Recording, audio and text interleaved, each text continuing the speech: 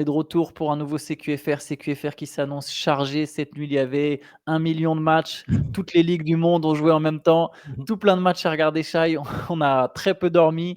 On a regardé beaucoup de basket et du coup, on a beaucoup de choses à raconter, beaucoup de choses à décrypter. Rentrons tout de suite dans le vif du sujet. Il y avait un choc à l'Est entre le premier et le deuxième. Chaque année, c'est les mêmes équipes, premier contre deuxième. C'est Ouais. Boston et Milwaukee qui sont impliqués. Et c'est une victoire des Celtics contre les Bucks 119-116. Boston qui qui reste seul en tête de la conférence Est et qui a le Ouais. meilleur bilan de la NBA avec 12 victoires en 15 matchs. Victoire assez impressionnante d'ailleurs, Shai, parce que les Celtics ont quand même dominé la grande majorité de la rencontre. Ils Ouais, n'ont le score jamais était été fort, menés. hein. Le Ils n'ont score jamais était été menés. Mmh. Mais il y avait 14 points d'avance à la mi-temps. Ouais, c'est ça, ils Et ont même, ils ont eu, ils ont une vingtaine de points d'avance à un moment, enfin, ils ont dominé tout le match. Il y a que sur les 2-3 dernières minutes où Milwaukee a fait un run assez impressionnant quand même, faut pas leur enlever ça, mais globalement le match quand tu vois le match, ils ont assez nettement dominé et la victoire est ultra logique. Même dans un soir où, Jason Tatum était, malade, il était incertain, il a quand même joué. Il a mis sa vingtaine de points, je l'ai plus en tête parce qu'il y a eu tellement de 23 matchs points, que 23 points, 11 rebonds, 4 ouais, passes décisives pour voilà, Jason donc il a Tatum. quand même été bien. Ils ont réussi à limiter Yanis, à 21 points, il me semble, Oui. alors qu'il restait sur 2 cartons énormes, et que c'est le genre de match où justement il était attendu, dans la continuité et ouais, les Celtics, toujours on dit un peu toujours la même chose avec les Celtics et là, il y a même d'autres signaux positifs. C'est-à-dire que Jaylen Brown qui dans cette super dynamique collective était je le trouve un peu parfois perdu, un peu, décevant toute proportion gardée avec les attentes autour de lui. Même lui fait un très, très bon match, je trouve et les Celtics sont très, très solides. Même dans ce choc-là, ils ont été impressionnants. Ouais, 26 points, 8 passes pour Jaylen Brown, tu as raison de le noter. Yanis a été limité à 7 sur 20 au tir, il était sur 2 matchs à plus de 40 points. Ouais. Ouais, non, c'est clair, grosse perf, c'est vraiment la meilleure équipe de la ligue, on le dit, on le Mmh. répète. De toute façon, ça se voit d'ailleurs même quand ils affrontent des concurrents directs. Récemment, ils restent sur des victoires contre c'était Philly qu'ils avaient battu juste avant, c'est ça, je dis pas de bêtises? Ah Ils oui. Oui, Philadelphie 117-107 et là, victoire donc contre les Bucks. Donc voilà, donc Boston qui a le meilleur bilan de la NBA, 12 victoires en 15 matchs, très propre et en plus, ce 5 majeur qui fonctionne toujours à merveille, qui est, encore une fois très solide. On peut souligner que, tension entre Yanis et son coach à un moment, alors c'est des scènes, de tous les jours, hein, ça arrive, qu'il y ait des petites incompréhensions.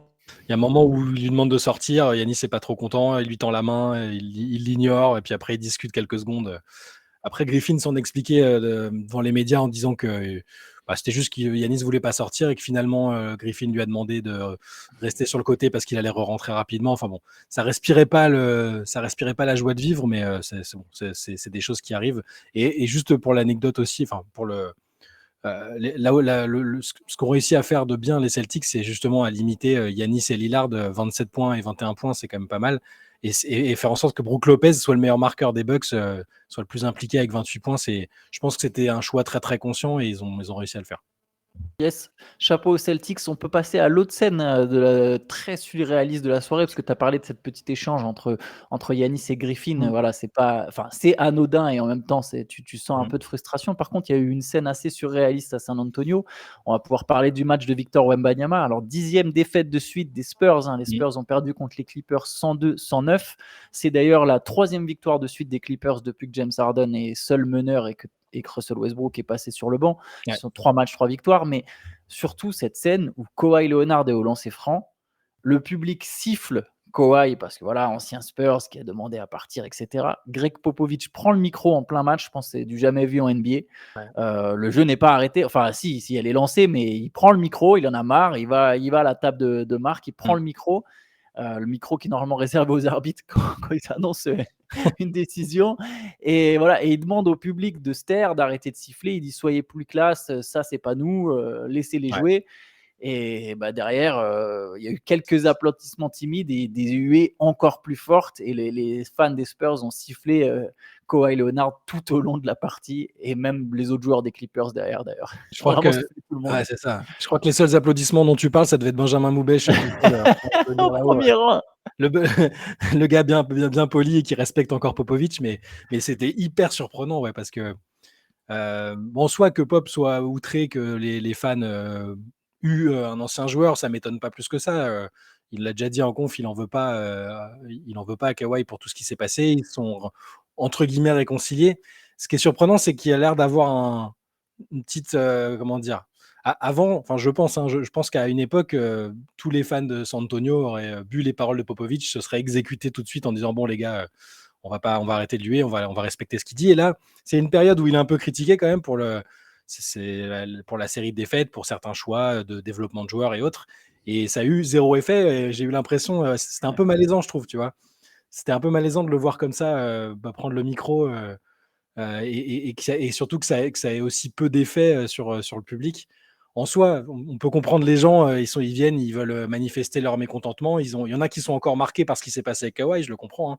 Il est quand même parti dans des conditions et des circonstances qui sont particulières, avec l'histoire qu'il avait son propre staff médical, qu'il a demandé son trade. Enfin, je pense que les gens ont encore ça en travers de la gorge. Si souvent que ça, parce qu'il a été souvent blessé, il n'est pas revenu si souvent que ça depuis son départ pour Toronto. Donc je comprends, mais ça fait un peu bizarre. Ça fait un peu perdre d'autorité de Pop sur le public. Et en même temps, le fait qu'ils prennent cette initiative-là, c'était aussi curieux. Donc, ouais, un petit peu malaisant, on va dire. Ouais, moi je capte pas trop non plus. Enfin, il s'attendait à quoi? À ce que la salle arrête vraiment de siffler? Je sais Ouais, je pas, c'est pense, que je ouais, pense mais vraiment, ouais. je sais pas, je trouve ça spécial. Après, moi comme toi, hein, je fais le même constat que toi. J'ai eu la même impression que toi, tu vois? En voyant, c'est vrai que ça fait un peu, il a vieilli quoi. Genre il y a plus la même aura, mais bon quelque part on n'en sait rien parce qu'on ne sait pas comment, aurait réagi le public, il y a 15 ans s'il avait fait la même scène. Je pense pas qu'il aurait fait la même scène en fait il y a 15 ans.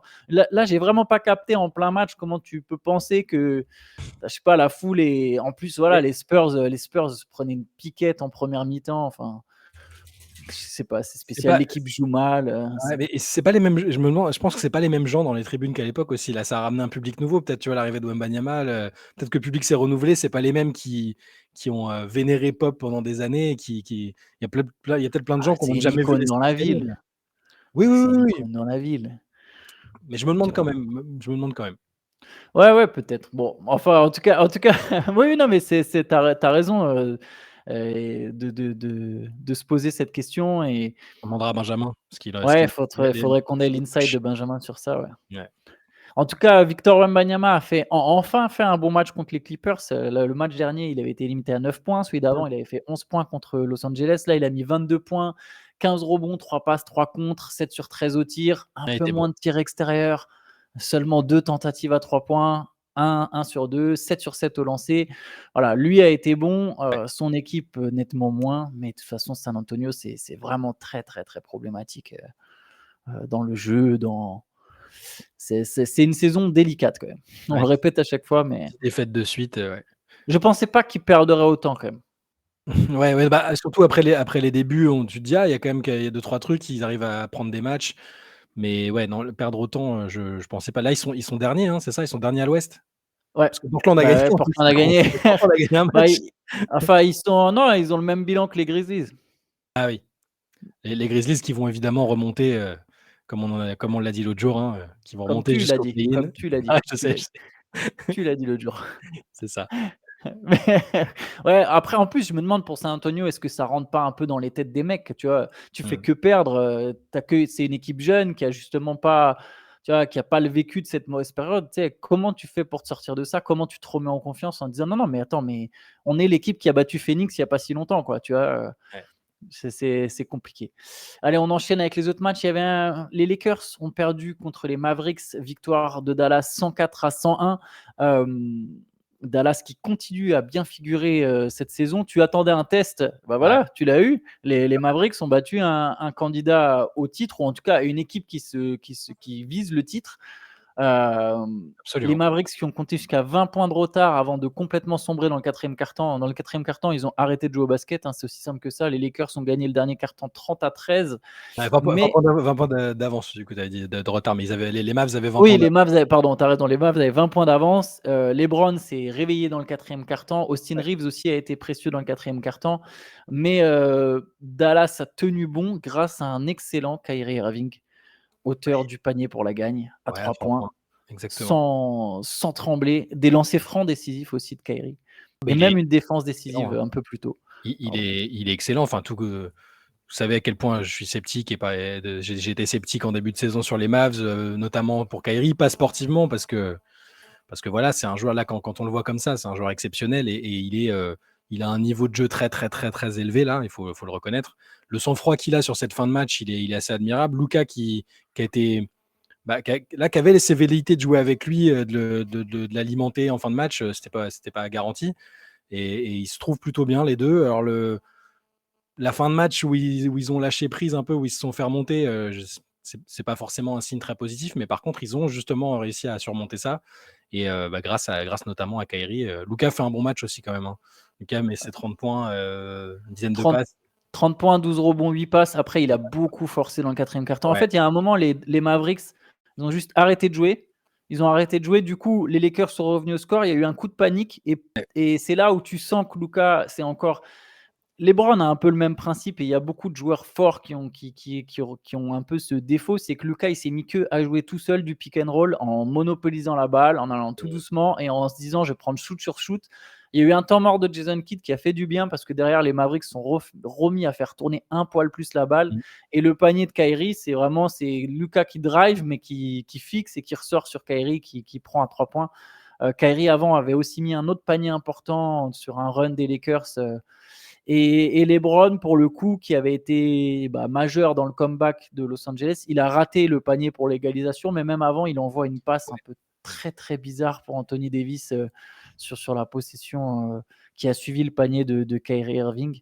Ouais. Je ne sais pas trop ce qu'il cherchait à faire. Voilà. J'ai une question pour toi. Tu vois la passe de Luka Doncic entre les jambes de LeBron. Ouais. Alors, elle me paraît tellement folle. Ça aurait été n'importe quel autre joueur. J'aurais dit non, mais c'est un coup de bol gigantesque parce qu'il est tellement loin pour faire cette passe entre les jambes qu'il ne pouvait pas avoir imaginé ça. Mais vu que c'est Luka, ça aurait été lui ou Jokic. Mais donc tu penses qu'elle est volontaire cette passe? Enfin, qu'il visait entre les jambes? Bah ouais, je pense. Elle est folle. Elle est absolument folle. Hein. C'est la passe de la nuit. C'est du grand n'importe quoi. Mais j'ai l'impression que les mecs sont quand même de plus en plus forts à la passe et même les passes à l'opposé, en fait, ça devient des machines. Luka et Jokic en tête, mais LeBron aussi et plein d'autres mecs en fait. La plupart des stars ajoutent en fait cette qualité à leur arsenal, c'est que dans leur drive, être capable de faire une passe complètement à l'autre bout du terrain, il y en a de plus en plus qui le font et c'est vrai que celle-là de Luka, elle est absolument folle. Juste un autre truc sur Dallas auquel je pense, ils font enfin jouer Richaun Holmes et ça marche bien. Ça marche c'est vrai, bien on en parlait. et il est long, il apporte quelque chose. C'était lui qui était sur le terrain à la place de Derek Lively à la fin et franchement, ça marche bien pour Dallas. Maintenant, ils ont deux pivots longs et athlétiques. C'est ça met moins de pression sur Lively qui est excellent, hein, qui est un très très bon rookie. Mais voilà, là ils le font jouer 19 minutes et il y a moins de pression sur lui de responsabilité. Et puis Holmes, il est expérimenté, il a déjà fait des bonnes saisons. C'est très bien s'ils arrivent à l'impliquer. Je trouve ça rassurant pour leur secteur intérieur. Ouais. Oui, je pense que Holmes va finir les matchs et du coup, ils vont avoir deux pivots athlétiques avec une certaine verticalité. Donc ça, c'est pas mal pour Dallas. On continue.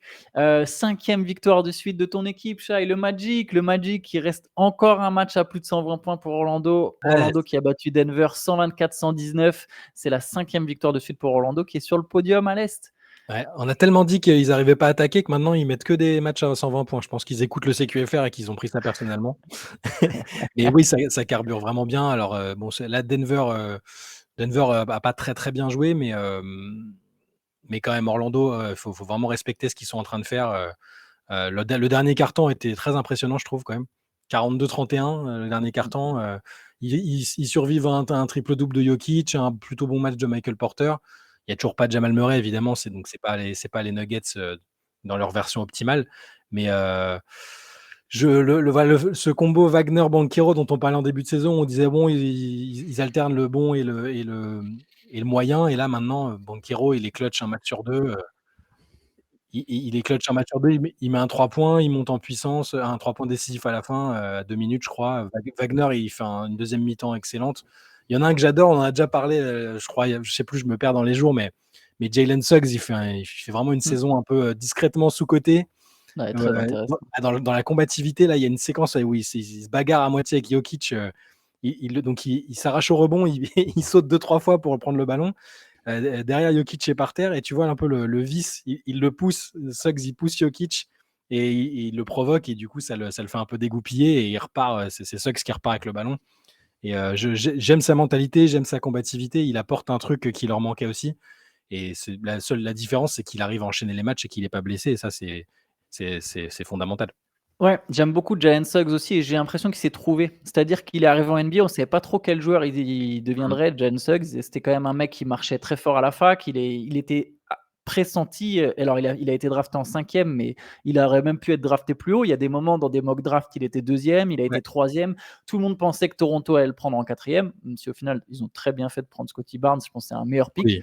Mais Jalen Suggs, on savait pas trop quel joueur ce serait. Est-ce que ce serait un meneur de pick and roll? Est-ce que ça serait une star? Est-ce que ça serait quel joueur ce serait finalement? Et je trouve qu'il a trouvé un peu sa niche, le côté hargneux, défenseur, qui apporte un peu de tout, et ça va être un winner en fait. C'est ça C'est ça, mais la c'était un réponse, c'est winner que à la Suggs, fac, c'est un hein. mec. Ouais, c'était un winner à la fac, t'as raison. Ouais. Alors ils perdent en finale, avec Gonzaga, mais il y a en demi-finale ce shoot, au buzzer. Enfin, il a un côté, il aime les grandes occasions, il est très polyvalent, il y a plein de bonnes choses. C'est pas un joueur qui va faire des stats, démentielles, je pense.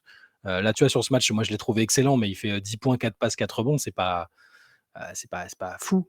Mais tu vois, je trouve qu'il est très important là dans cette bonne dynamique du Magic et bon là, ils ont pas encore récupéré Markel Fultz, mais bon, Anthony Black fait ses petits matchs, Cole Anthony est efficace en sortie de banc, il met encore 20 points. Non, mais c'est voilà, on se réjouit pas trop vite. À chaque fois qu'il gagne, je dis, on fanfaronne pas et que ça continue comme ça. Je vais donner juste les stats de Jokic: 30 points, 13 rebonds, 12 passes, 15 points dans le dernier quart-temps. Par contre, Denver, 4-4 sans Jamal Murray. Mmh. La fatigue se fait ressentir, Ouais. notamment défensivement, hein. Ça défend de moins en moins du côté des Nuggets. Faudra voir combien de temps Jamal Murray sera absent, mais du coup, voilà, ça fait de la fatigue qui s'accumule déjà dès le début de la saison pour Denver. Ouais. Miami a battu Cleveland. Cleveland qui était sur une série de 4 victoires de suite, je crois, qui là s'est Ouais. fait corriger. On sent que les Cavaliers ont des absents. Victoire de Miami 129-96. 28 points de Kyle Lowry, c'était son meilleur match de la saison. Rémi Raquez a mis 22 points, le rookie, avec 8 rebonds. Et voilà. Et puis Miami, qui pour le coup a le même bilan qu'Orlando, 10 victoires, 5 défaites. Il y a 4 équipes, je crois, Milwaukee, Orlando, Philly, Miami, qui sont à 10-5 à l'Est. Ouais, 9 victoires en 10 matchs pour Miami, Kyle Lowry, résurrection à 3 points, 7 paniers à 3 points marqués. Bon, les Cavs avaient l'air carbo, hein. Clairement, le back-to-back, là, ils l'ont pas bien encaissé. Mais bon, Miami, voilà, continue, quelle que soit la version du hit. Il n'y avait pas Bama et Debayo cette nuit. Ouais. Bon, ils arrivent quand même à gagner les matchs. C'est propre. Yes, on peut enchaîner avec l'autre équipe à 10-5 à l'Est parce que justement, elle a perdu son 5e match. C'est les Sixers qui ont perdu contre les Timberwolves. Minnesota qui est en tête de la conférence Ouest. 11 victoires, 3 défaites pour Minnesota. Là, cette nuit, c'était donc 112-99. Les Sixers jouaient sans Embiid, première fois qu'il était mis au repos. Du Ouais. coup, il n'y a pas un joueur de Philly qui a mis plus de 16 points. Tyrese Maxey a eu du mal à assumer seul le leadership offensif. Surtout face à la meilleure défense de la ligue. 31 points d'Anthony Edwards, 23 points et 11 rebonds de Karl Anthony Towns, 13 points, 11 rebonds, 3 contre pour Rudy Gobert. Minnesota, c'est toujours aussi solide. C'est ça et tu vois, j'ai l'impression que sur d'autres saisons, peut-être même la saison dernière, il y a des matchs que les Wolves, ils devaient gagner, parce qu'il y avait le meilleur joueur en face qui était absent ou juste parce qu'ils étaient censés être supérieurs et où ils les gagnaient pas, pour des raisons un peu mystiques. Là, ils font le boulot, tout le temps, les cadres sont réguliers, on va encore dire que Kat a fait un bon match, il faut le souligner et c'est bien quoi, écoute, à chaque fois on dit, Minnesota, on a envie de se pincer un peu pour voir si c'est réel, s'ils vont réussir à tenir le coup, mais pour l'instant, ça tient bien. Les matchs qu'ils doivent gagner, ils les gagnent. Ouais. C'est cliché, basique et tout, mais c'est comme ça que tu te positionnes bien en saison régulière, surtout quand tu es une équipe qui a cette historique de saison compliquée. Voilà, bravo les Wolves, il faut que ça continue. Ils sont en train de faire la saison des Kings de l'an dernier, sauf que eux, c'est leur défense le point majeur, quoi. Ouais. Après, on verra si justement en playoff, ils peuvent faire mieux que les Kings l'an dernier, Mm. mais pour l'instant, c'est très solide en saison régulière. Un match ultra offensif, on peut maintenant aborder un peu peut-être en vitesse certains matchs. Ah non, pardon, on va d'abord parler du cas Chris Paul, parce que Oui. j'allais oublier. Les Warriors ont perdu contre les Suns 115-123. C'était un match où les Suns ont pris un gros écart dans le deuxième quart-temps. Les Warriors sont revenus un peu sur le fil avec leur remplaçant, mais finalement victoire des Suns, 32 points de Kevin Durant. Mais voilà, Chris Paul a été expulsé. Ouais. Il a pris 2 fautes techniques dans la foule de suite, hein, parce qu'il contestait une décision auprès de Scott Foster, son némésis. Il y a un historique clairement entre les 2, entre le joueur et l'arbitre. Je vais te laisser en parler, mais d'abord, donc je récapitule, il a pris 2 fautes techniques, donc il s'est fait expulser. Au moment où il se fait expulser, il regarde Foster et lui dit: You are a bitch». Voilà, je vous laisserai traduire. Ça venait du cœur. Il a fallu que Curry intervienne parce que Chris Paul était parti pour même aller, pas en découdre, peut-être pas se battre, mais commencer à suivre Foster après même avoir été expulsé. Steve Kerr a pris une faute technique en disant à Scott Foster qu'il abusait et que c'était pas normal. On sent que c'est vraiment personnel. Je vous donne peut-être juste une petite stat, après je te laisse la parole. Foster, donc c'est le rival de Chris Paul. Il a arbitré 20 matchs de Chris Paul. 15 fois, l'équipe de Chris Paul était favorite et pourtant, ils ont perdu 17 des 20 matchs par 11 points d'écart. Il y a cette fameuse théorie comme quoi Scott Foster veut absolument entuber, je suis désolé, je vais utiliser ce mot, Chris Paul à chaque fois qu'il le croise sur un terrain. C'est ça, non, mais les stats, elles sont assez parlantes. On sait qu'il y a un contentieux, de toute façon, c'est pas. Le nombre de fautes techniques qu'il a prises quand il y avait Scott Foster, le nombre de défaites, le nombre de déclarations dans la presse où tu sais qu'il ne s'apprécie pas. Et là, par contre, c'est la première fois de mémoire, en tout cas, où ça faisait longtemps qu'il ne l'avait pas fait. Mais là, Chris Paul a directement évoqué le problème. Il a dit oui, c'est personnel. Et il a commencé à entrer dans le détail. Et puis, je pense qu'il a remarqué qu'il en avait un peu trop dit. Mais il a expliqué qu'il y avait eu une affaire avec son fils, qui impliquait son fils et donc Scott Foster. Alors, j'imagine que c'est quelque chose de. Là, c'est que de la supposition parce qu'il n'est pas rentré dans le détail, hein, mais j'imagine que c'est peut-être un truc où le fils était au bord du terrain et a dû râler sur Foster et où l'autre, il lui a peut-être dit un truc. Enfin, je vois pas de truc plus grave que ça, sinon on en aurait entendu parler quand même, je pense. Mais il a dit oui, il y a un truc avec mon fils. On avait même fait une réunion à l'époque aux Clippers avec Scott Foster, avec un responsable de la NBA, Doc Rivers, mon père, enfin, une réunion pour discuter de ce contentieux-là, justement. Et ça n'a pas l'air d'avoir servi à grand-chose parce que ça fait chaque année, on nous ressort les stats de Scott Foster avec Chris Paul. Chris Paul lui-même dit c'est à moi d'essayer de rester sur le terrain et de ne pas sortir de mon match, mais il y a des trucs trop flagrants. Je ne sais pas s'il y aura des suites à ça, s'il va y avoir je sais pas, une enquête ou quelque chose, mais Foster est tellement influent dans la caste des arbitres et auprès de la Ligue depuis des années. Enfin, ça fait super longtemps qu'il est là, il est hyper influent. Je ne sais pas si ça va changer grand-chose. Si même Chris Paul, qui était le patron du syndic des joueurs, n'arrive pas à faire en sorte, ne serait-ce qu'il ne soit pas désigné sur les matchs où il joue, ce serait une solution, tu vois. Mais chaque année, il y a toujours des matchs où Scott Foster est là et où il arbitre Chris Paul. Et c'est une situation tendue. Là aussi, c'est un peu malaisant de voir un joueur et un arbitre comme ça. Puis là, il n'y a même pas à dire théorie du complot ou quoi. Les stats, clairement, il y a un truc, quoi. Je ne sais pas s'il ne fait pas volontairement perdre les équipes de Chris Paul, mais il s'arrange toujours pour qu'il y ait des fautes techniques contre Chris Paul qui fassent sortir du match pour sanctionner durement chaque écart de conduite. Enfin, il y a clairement quelque chose. Après, là, hier soir, il a attendu avant de lui mettre la première technique quand même. Chris Paul, il conteste vraiment tout, hein. Oui, bah oui, C'était les Warriors étaient tendus, pas que Chris Paul. Les Warriors, en fait, étaient en train de prendre l'eau et leur réaction, il y a eu une réaction de frustration. J'ai l'impression que Foster a quand même un peu pris sur lui d'abord. Après, par contre, une fois qu'il lui a mis la première, là, ça a enchaîné très vite. Il a mis la deuxième, il en a mis une autre à Steve Kerr. Allez, c'était dégagez-moi tout ça. Mais je pense qu'il faut que la NBA se penche sur le sujet. S'il y a déjà eu une réunion, si là, Chris Paul dit publiquement que c'est personnel, il faut que la NBA se penche sur le sujet. Il en a mis une à Kevin Durant un peu stupide aussi où tu sais, il lance le ballon, mais c'était pas violent, il n'y avait personne autour, mais il lance le ballon sur la base du panier après un coup de sifflet et ça revient sur lui. Hein, il y a pas du tout. Et il prend une technique pour ça.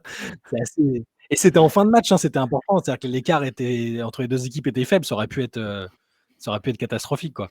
Et Steve Kerr, je sais pas si tu as vu après le match, il était en mode ronchon aussi. Au-delà de l'arbitrage, il a dit on peut pas jouer au basket dans cette salle, c'est trop bruyant, ils mettent de la techno ultra forte, ultra lourde, il faut se pencher là-dessus, c'est plus du basket. Enfin voilà, c'était bonne ambiance, bonne ambiance dans ce match cette nuit. De toute façon, il y a de la frustration aussi à Golden State. Et par contre, Phoenix, c'est la 5e victoire de suite, je pense, les Suns qui sont vraiment bien remontés à l'ouest. Sur les autres matchs, Lamelo Ball a encore fait un match de patron, Ouais, 34 points, 8 rebonds, 13 passes. contre Alors à 13 sur Washington. 21, à 13 sur 31 au tir quand même, faut le souligner. Il y avait 33 points et 10 rebonds de Miles Bridge aussi. Et victoire des Hornets contre les Wizards. Est-ce que tu as vu la dernière possession des Wizards? J'allais te demander si tu avais vu la dernière possession avec Kyle Kuzma qui se dribble sur le pied avant d'envoyer une saucisse à 3 points. Ouais, j'ai Alors qu'il évidemment reste j'ai du vu. temps encore et il prend son tir à 9 mètres quel 9 mètres? Ouais, 9-10 mètres du cercle, il reste encore quelques secondes, hein, il peut s'approcher un peu plus. Mais bon, voilà, les Wizards toujours aussi drôles et toujours aussi nuls, 2-12. Mais donc les Hornets qui ont brillé avec Lamelo Ball qui continue d'enchaîner et Miles Bridges qui a lui aussi fait un gros match. Mm. Il y avait un duel de scoring. Alors Atlanta, après avoir pris 157 points contre les Pacers, en a pris 145 contre les Nets. Par contre, les Hawks, cette fois-ci, en ont mis 147, Ouais. 43 points, 12 sur 31 au tir pour Trae Young, 9 passes décisives, 45 points pour Miles Bridges. Il y a eu un duel entre les deux en prolongation. C'est Trae Young qui a eu le dernier mot avec ses lancers francs, même si à chaque fois, il en a raté quelques-uns, mine de rien, mais quand même la victoire pour Atlanta. J'ai l'impression que Quinn Snyder est un peu résigné. Lui qui a quand même coaché une équipe à vocation très défensive à Utah. Il a essayé de faire ça à Atlanta. Je dis pas qu'il voulait en faire une top équipe défensive, mais il essayait que ça soit à peu près mesuré. Et là, il s'est dit bon, ça sert à rien. On va partir en feu d'artifice et ça ira bien. On gagnera peut-être 2 matchs sur 3 et ça se passera bien, quoi. Autre match très offensif, celui entre les Raptors et les Pacers. Du coup, les Pacers qui avaient pris 152 points contre les Hawks en ont pris 132 contre Toronto. Par contre, ils en ont mis 131. Haliburton a encore lâché 16 passes. Il fait 33 points, 16 passes. Il est encore à plus que 30 et 15, mais défaite quand même d'Indiana contre Toronto. Avec le dunk décisif de Scotty Barnes. Très, très Ouais, joli dunk. Il exactement. contourne la défense, il est agressif et il claque un dunk. C'est le game winner d'ailleurs. Oui, 36 points de Pascal Siakam. Les Grizzlies, Shai, je vais vraiment pas te rater. Pardon, my bad. Les Grizzlies ont une défaite de moins que les Spurs. Les Merci, Grizzlies merci. ont perdu contre les Rockets 111-91. Mais je vais pas te rater. Je le répète pour ceux qui ne l'avaient pas vu. Alors, je te chambre jamais sur les trucs, mais sur Memphis, T'as le droit. j'hésite. Je comprends pas ton obstination pour les Grizzlies. Donc, Shai pense que les Grizzlies vont faire le play-in cette saison. Ça me semble absolument impossible. Cette équipe est nulle et elle a perdu contre Houston de 20 points. La rotation ne ressemble à rien. Il y a trop de blessés en fait à Memphis. Je pense qu'il y a trop de blessés. Oui, Il y oui, a non, un climat qui est pas bon. Il y a un climat qui est pas bon dans la franchise. Il y a un climat qui est pas bon dans le staff. Il y a quelque chose qui ne va pas à Memphis. Je le pense depuis 3 ans. Je cesse de le répéter. Je continue de te le dire. Et les Grizzlies qui se sont fait torcher par les Rockets avec 34 points de Jalen Green. Je ne sais pas si tu as un truc à dire sur ce match. Après que j'ai déversé ma haine. après cette violente attaque contre les Grizzlies. Non, mais je comprends. Le scepticisme, il est évident. Tu peux pas. Ils ont tellement de blessés. Il y a des circonstances atténuantes. Mais je, bon, j'avoue que match après match, ça devient de plus en plus compliqué d'imaginer et d'espérer un retour parce qu'ils ont trop de blessés. Ja Morant et va pas arriver encore tout de suite. Pour Mais moi, ça va au-delà. mais ouais, je sais, non, je sais que ça va au-delà, mais pour toi, mais je continue de penser qu'ils ont un coach compétent, qu'il y a quelques joueurs dedans qui sont. Enfin, pour moi, la base Bane, Jaren Jackson, Ja Morant, ça doit suffire pour faire le play-in, tu vois. Là, il y en a un qui est pas là et il y a tellement de blessures autour. Smart qui est blessé, enfin, qui Ouais, avait on manqué avait le match. tout le Enfin, monde. Steven Adams, voilà, Steven Adams. Brandon Clark. Je comprends. Je dis juste que je n'exclus pas la possibilité d'un run. On voit des séries de 7-8 victoires parfois en NBA, et que parfois ça te remet un peu dans le bon. Je dis pas, là, ce sera pas forcément le cas, mais je demande de la tolérance pour les Grizzlies. Non, Voilà. mais il est encore tôt, je taquine, mais il est effectivement encore tôt dans la saison. Victoire des Pélicans, les Pelicans, pardon, pas les Pélicans. Si je dis les Pélicans, encore se foutre de ma gueule, mais en même temps, c'est leur nom, quoi. Pierre le Pélican, c'est la mascotte. Mais donc, les Pelicans ont battu les Kings 117-112. New Orleans qui commence à mieux tourner. Cette Ouais. équipe est vraiment irrégulière. 25 points, 6 passes de Zion Williamson, 23 points de Brandon Ingram. Il n'y a pas McCollum, mais bon, l'équipe marche bien. Bah, au fur et à mesure qu'ils récupèrent un peu quelques pièces et que quand Zion et Ingram arrivent à enchaîner les matchs ensemble, bah, écoute, l'équipe, on sait ce qu'elle vaut, hein, c'est une bonne équipe et là, les deux ont été bien coordonnés et ça a suffi pour battre les Kings. Ils sont un peu fait peur quand même parce qu'ils avaient une quinzaine de points d'avance et ils se sont fait rattraper dans le quatrième. Mais là, les deux ont assuré dans le money time aussi, je trouve. Et voilà, je suis content c'est bien pour les Pelicans d'avancer un peu dans l'ombre, je trouve, parce que on les a un peu enterrés en début de saison en disant non mais ça va pas, Zion fait la tronche, Zion est essoufflé en conférence de presse, ça doit pas aller, ils ont 70 blessés. Là, je pense que ça les avantage d'être un peu dans l'ombre et qu'il y ait beaucoup moins d'attentes autour d'eux. Ouais, je suis tout à fait d'accord avec toi. Le Thunder, on essaie de finir en bref. Le Thunder a battu les Bulls 116-102. Au final, on en a même parlé, mais Shai Gilgeous-Alexander a fait une performance assez Énorme. folle. 40 points, 12 passes, 17 sur 18 au lancer franc. Il n'a pas arrêté de provoquer des fautes. Les Bulls, une nouvelle défaite, rien de surprenant, mais, mais le Thunder qui est deuxième à l'Ouest. Deuxième Ouais, à l'Ouest et qui continue de sa série. c'est leur plus longue série de victoires depuis 2019. 6e victoire de suite, Shai est Ouais. énorme, 40 points, 12 passes, 11 sur 19, hein. Cette Mm. efficacité qu'il a, c'est celle-là qui lui a aussi permis d'être dans le top 5 MVP l'année dernière. Il était totalement injouable et autour, c'était aussi bon, hein, Chet Holmgren, bah, c'est métronome, 18 points, 13 rebonds, 4 contre. Ouais. Métronome. Il est incroyable. Bon, l'adversaire était faiblard, hein, les Bulls, avec Billy Donovan, je pense, jour après jour, de plus en plus menacés. Enfin, j'en viens à me demander, hein, parce que ça fait tellement longtemps qu'on a l'impression qu'ils vont appuyer sur le bouton reset et que ça le fait pas, que j'en reviens à me demander s'ils vont pas rester comme ça jusqu'au bout, hein. Mais bon, pour rester sur OKC et une note positive pour finir, ça reste très très bien et Shai est énorme. Allez, tu sais quoi? Je me suis moqué de toi sur Memphis, donc je vais te rendre un hommage. Quand on a fait en début de saison un podcast sur les MVP potentiels, Mm. on se posait la question de savoir pour chez Gilgeous-Alexander comment ça se passerait et tu étais un peu le seul à y croire en mode: «Bah si, il a fini Mm. 5e, pourquoi il serait pas mieux placé?» Et au final, il marque 30 points par match toujours. Il est encore plus efficace que l'an dernier parce qu'il est à 54% au tir contre 51 l'an dernier. Il est plus adroit à 3 points que l'an dernier en prenant plus de tirs. Il est plus adroit au lancer franc que l'an dernier. Il est à 93% au lancer. Il prend plus de rebonds. Il fait plus de passes. Il a 6 rebonds, 6 passes. Il vole plus de ballons, 2 interceptions. Son plus-minus est passé de plus 2,2 à plus 9,6 en moyenne. Et le Thunder est deuxième à l'Ouest. Et on disait, bah, ça dépendra du bilan du Thunder. Pour l'instant, chez Gilgeous-Alexander peut faire partie de la conversation pour le MVP. Totalement. Et enfin, on passe à une victoire de Portland. C'est quand même une équipe Wouhou! qui ne gagne pas souvent. Portland a battu Utah, une autre équipe qui ne gagne pas souvent, 121-105. 30 points de Jeremy Grant, qui doit se demander encore ce qu'il fait là, mais bon, au moins il peut aller soigner ses stats. 20 points de Malcolm Brogdon. C'était le retour de Scoot Anderson de blessure. Il est sorti du banc, il a joué 17 minutes, 3 points, 3 rebonds, 7 passes, 1 Avec sur 7 au des tir. avec des goggles. Il a mis des lunettes pour, apparemment il avait des Il a soucis au des niveau lentilles, ouais. de ses lentilles de contact, ouais et ils ont présenté un peu ça comme le truc miracle qui allait lui permettre de jouer à son meilleur niveau et bah, on le souhaite évidemment, hein. C'est quand même un top pick, un joueur Ouais. très, très attendu et puis quitte à ce que la saison de Portland soit pourrie, au moins qu'on voit du développement, qu'on voit Henderson prendre ses marques et s'approprier un peu cette équipe-là aussi, parce que pour l'instant, ça n'a pas été le cas. Même les séquences de match qu'il a pu jouer avant d'être blessé, c'était pas encore, il se cherchait encore un peu. Donc, on va souhaiter qu'il y ait, à défaut d'une série de victoires, au moins une série de matchs intéressants et prometteurs pour lui. Je crois qu'on a traité tous les matchs. Bon, on Les va pouvoir 78 s'arrêter. matchs de la nuit, Exactement. On peut enchaîner avec le championnat australien. Donc, voilà, on a fait un peu plus long que d'habitude. Le CQFR demain sera peut-être court vu qu'il n'y a pas de match cette nuit. ils Mais vont nous bon, il y aura trouver, peut-être, ouais, il y aura une il y aura de actu, une l'actu. dinguerie, t'inquiète pas. Josh Giddey, l'histoire conjugale de Josh Giddey. Enfin, je sais pas comment traiter ça, pardon. C'est très mal formulé. Mais bref, il y aura forcément quelque chose. Ouais. Et ben écoutez, on se retrouve demain. Aujourd'hui, il y aura le replay de la Late Session où vous entendrez Shai défendre les Grizzlies et il a tort.